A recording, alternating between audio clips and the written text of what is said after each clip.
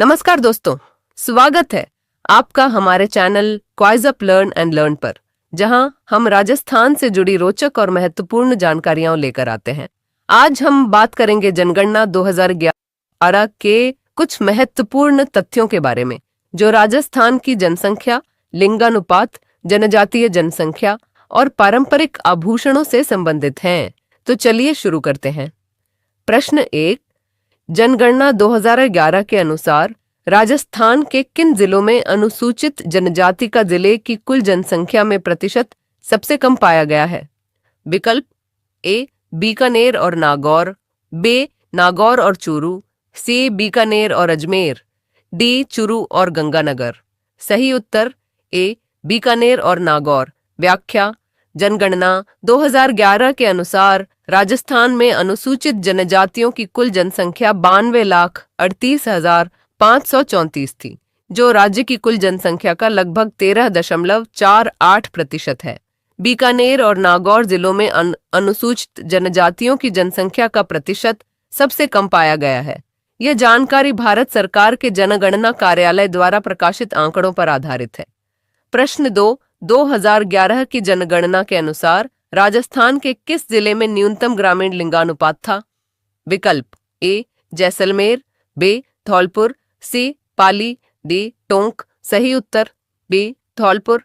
वह व्याख्या: जनगणना 2011 के अनुसार राजस्थान का औसत ग्रामीण लिंगानुपात 933 था।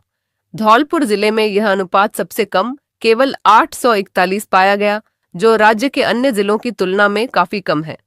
प्रश्न 3, राजस्थान में कौन से जिलों में जनसंख्या घनत्व 100 व्यक्ति प्रति वर्ग किलोमीटर से कम पाया जाता है जनगणना 2011 के अनुसार? विकल्प ए जैसलमेर, पाली और बाड़मेर, बी जैसलमेर, बाड़मेर और बीकानेर, सी जैसलमेर, बाड़मेर और जोधपुर, डी जैसलमेर, पाली और जोधपुर। सही उत्तर बी जैसलमेर, बाड़मेर और बीकानेर। व्याख्या: जनगणना 2011 के अनुसार राजस्थान का औसत जनसंख्या घनत्व 200 व्यक्ति प्रति वर्ग किलोमीटर था। बाड़मेर 92 और बीकानेर 78 जिलों में यह घनत्व 100 से कम पाया गया। प्रश्न 4, 2011 की जनगणना के अनुसार राजस्थान की कुल जनसंख्या में अनुसूचित जनजाति की जनसंख्या का प्रतिशत है? विकल्प ए 13.5, बी 13.3, सी 14.8, डी 16.9। सही उत्तर ए 13.5।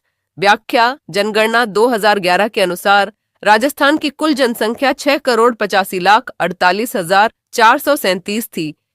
अनुसूचित जनजातियों से संबंधित थे, जो कुल जनसंख्या का लगभग 13.5% है।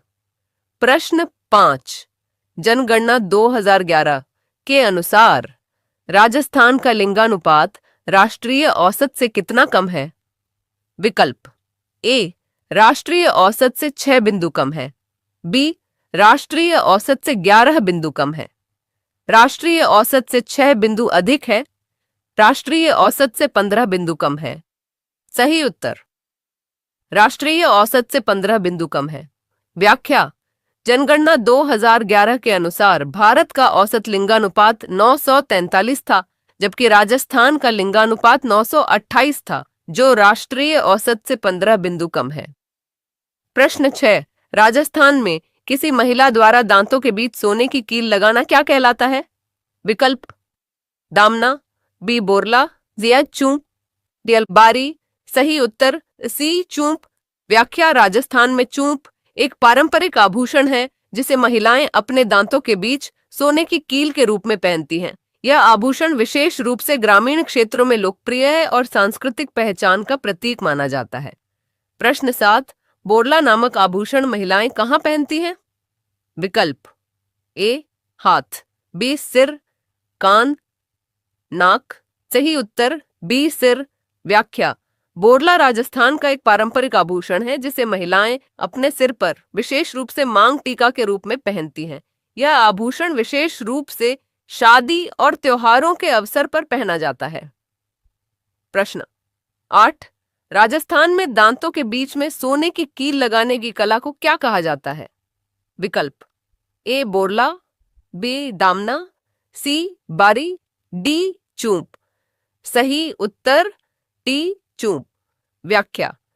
जैसा कि पहले बताया गया, चूंप राजस्थान की एक पारंपरिक आभूषण कला है जिसमें महिलाएं अपने दांतों के बीच सोने की कील पहनती हैं।